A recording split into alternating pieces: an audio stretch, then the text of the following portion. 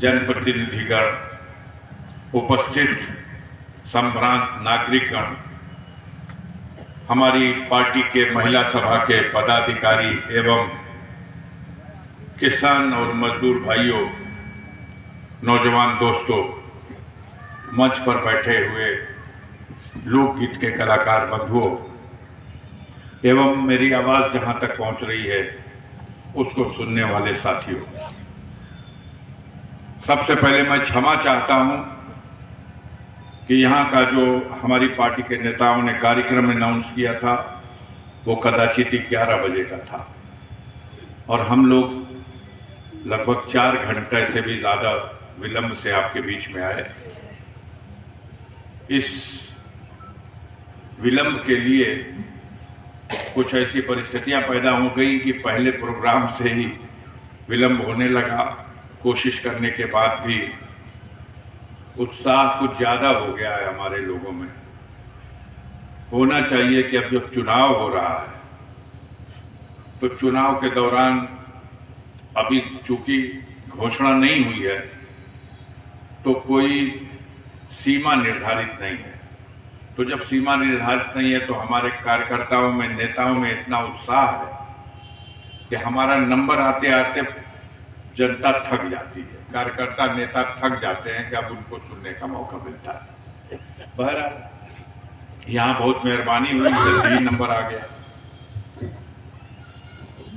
गाने बजाने वाले भी इतने हैं और मंच पर बैठने वाले भी। पहली आवश्यकता है किसी लड़ाई में जाने के लिए, और खास तौर से जब चुनाव का संघर्ष है तो पहले कार्यकर्ता बनिए, बाद में नेता बनिए। हमारे यहाँ देखने को ये मिल रहा है कि नेता सब बन गया, कार्यकर्ताओं की कमी है। इसको हम लोग दूर करें। आप लोग खड़े हैं, आइए यहाँ बैठ जाइए। हमारे किसी कोई कार्यकर्ता नहीं है जो कह दे कि यहाँ 5-7 कुर्सी खाली है, 10 आदमी खड़े हैं।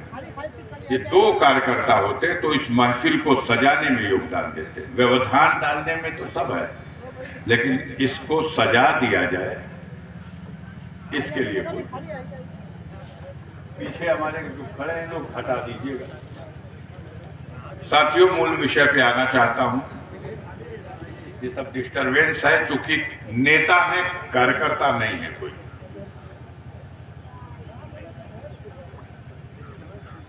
आज देश में 18वीं लोकसभा के चुनाव और उसके संबंध में आज ये बैठक आपके पास अपनी पार्टी के सेक्टर के प्रभारियों, बूथ के प्रभारियों, जोन के प्रभारियों और इस विधानसभा क्षेत्र से समाजवादी पार्टी और गठबंधन दलों में, खास तौर से कांग्रेस पार्टी या कम्युनिस्ट पार्टी, इससे जुड़े नेताओं और कार्यकर्ताओं के साथ सामंजस्य स्थापित करने के उद्देश्य से ये कार्यक्रम आयोजित किया गया था। जनता में भी उत्सुकता है, कार्यक्रम के बारे में उनको भी पता है और मुझे लगता है कि पार्टी के पदाधिकारी और कार्यकर्ताओं से 3 गुना ज्यादा तो यहाँ जनता आ गई है इस कार्यक्रम में।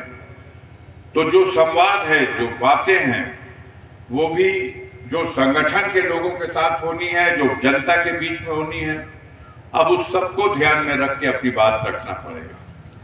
बहरहाल 18वीं लोकसभा का चुनाव, क्योंकि अभी जो कार्यकाल चल रहा है ये 17वीं लोकसभा है। हमारा देश, हिंदुस्तान, विश्व की सबसे ज्यादा आबादी वाला देश है। चीन से भी आगे हैं हम लोग हैं आबादी के लिहाज से। और इस देश में लोकतंत्र की व्यवस्था है। पहले इस देश में ब्रिटिश हुकूमत का शासन था और ब्रिटेन में बैठ करके महारानी विक्टोरिया के कानून से, उनके निर्देशन में इस देश में उनके गवर्नर जनरल इस देश की व्यवस्था चलाते थे। उस कार्यकाल को हम, आप और हमारे पूर्वज गुलामी का कार्यकाल मानते हैं। ब्रिटिश हुकूमत के अधीन भारत का नागरिक गुलामी के कार्यकाल में लगभग 200 सालों तक अंग्रेजों की हुकूमत रही। बड़े संघर्ष हुए, लाखों लोगों को फांसी पर चढ़ा दिया गया या गोलियों से भून दिया गया, लाखों लोगों को काला पानी की सजा देके अंग्रेजों ने अंडमान निकोबार के उस द्वीप पर ले जाके छोड़ दिया, उस टापू पर ले जाके छोड़ दिया जहां से कोई जिंदा नहीं लौट सकता था, क्योंकि चारों दिशा में सिर्फ पानी है समुद्र का। वही है काला पानी की सजा, जो आज आजीवन कारावास थी, उस समय में ले जाके उस टापू पे छोड़ दो, वहीं मर जाएगा, वापस नहीं आएगा। एक बड़े संघर्ष के बाद इस देश के मूल निवासियों ने, इस देश की जनता ने, सिर्फ राजाओं और महाराजाओं ने नहीं, सबने मिलकर के संघर्ष किया।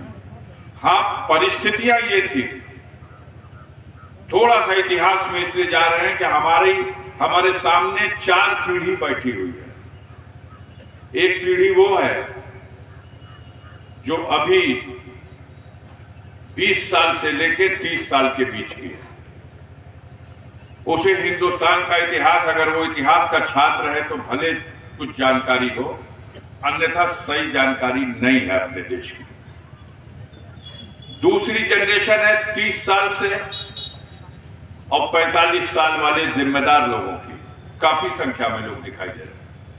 अब तीसरी जनरेशन है जो 45 साल से लेकर 65 साल तक के लोगों की, जो परिवार के गार्जियन हैं और सीनियर सिटीजन के मुकाम तक पहुंच चुके हैं। और चौथी जनरेशन की जो दिखाई दे रही है, वो जनरेशन है जो 60 साल से लेके 80 साल और 90 साल वाले भी इक्का दुक्का हैं, जिन्होंने ब्रिटिश हुकूमत भी देखा या उनके बचपन के दिनों में ब्रिटिश हुकूमत के बारे में सुना और समझा।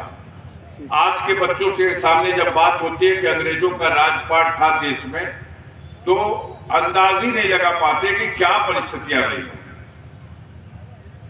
उसी को अध्ययन कराने के लिए, उसी को स्मरण कराने के लिए मैं वहां से चर्चा शुरू करता हूं। यह देश 200 सालों तक गुलाम था और गुलामी के उस दौर में अधिकार सीमित थे। आप क्या कर सकते हो, क्या नहीं कर सकते, उसके लिए सरकार के नियम बने हुए थे।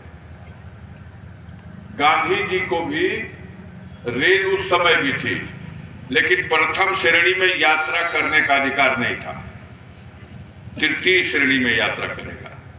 बड़े बड़े होटलों में भारत के नागरिकों को, आपके जैसे साधारण लोगों को प्रवेश भी वर्जित था।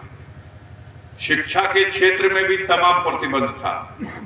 संपत्तियों में भी बहुत कम खुशनसीब लोग थे जिनके नाम से अपनी संपत्तियां थी। या तो वो बड़े बड़े जमींदार थे, तल्लुकदार थे, या बड़े बड़े पट्टा और सट्टे पर जमीनों की खेती करने वाले लोग थे। उस 200 साल के बीच में जो जंग हुई है, जो युद्ध हुआ है, जो आंदोलन हुआ है, जो क्रांति हुई है ब्रिटिश शासन का पतन करने के लिए, उसमें बड़ी कुर्बानियां दी गई। तब ये देश आजाद हुआ। अब जिसने आंख खोला और 18 साल हुआ या 21 साल पहले था और वोटर हो गया, अब पोलिंग बूथ पे जा करके जिसको दिल चाहा वोट दे दिया। उसको पता नहीं ये वोट का अधिकार कैसे मिला। भारत में सबको वोट देने का अधिकार नहीं था। अंग्रेजी शासन में तो वोट ही देने का अधिकार नहीं था।